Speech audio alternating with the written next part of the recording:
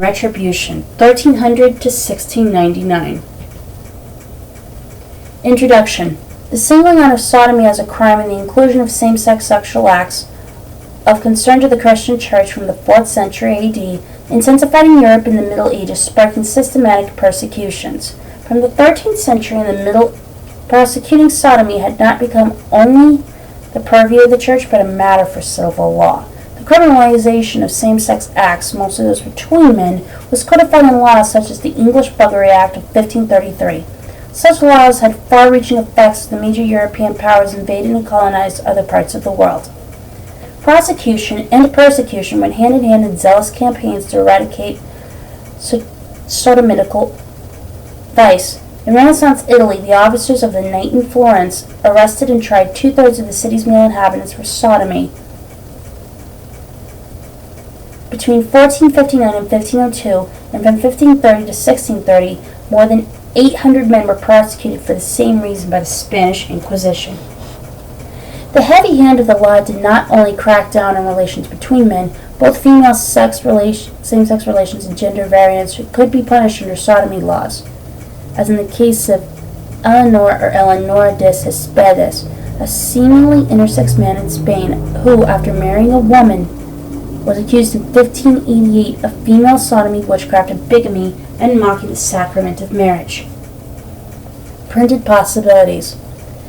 Despite widespread persecution, the 14th through 17th centuries cannot simply be categorized as a time of hidden and forbidden desires.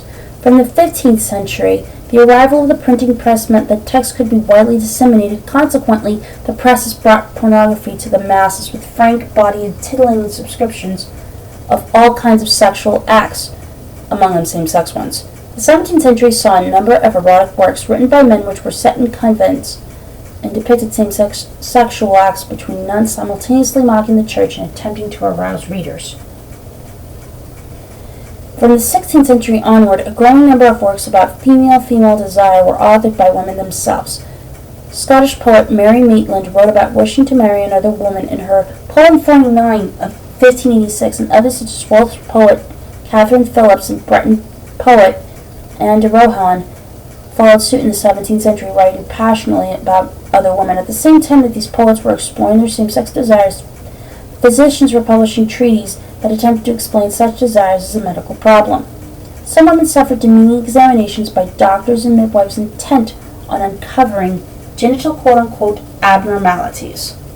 Beautiful boys. Taking cues from ancient Greece and Rome, men celebrated male beauty, and specifically the beauty of young men in poetry and the arts, from Michelangelo's statue of David in Florence to English poets Richard Barnfield's beloved Fair Boy and William Shakespeare's Fair Youth. The practice of an older man taking a younger partner was not limited to Christian Europe. In the Ottoman Empire, poets wrote of gulamlar,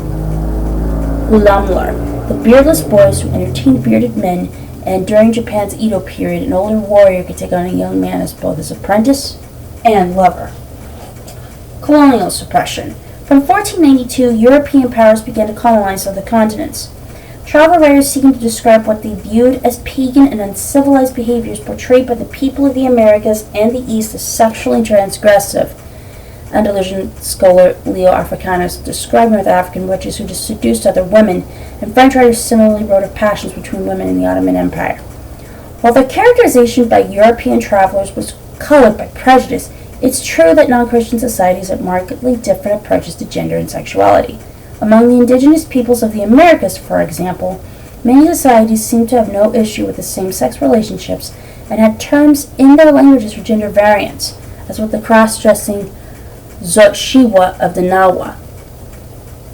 Indigenous attitudes towards gender sexuality were not understood by the colonizing powers, who mischaracterized and prosecuted any gender variance or same-sex relations. The invaders punished what they perceived as unnatural and sinful acts, but also used indigenous sexual practices and beliefs to justify brutal and murderous acts of conquest.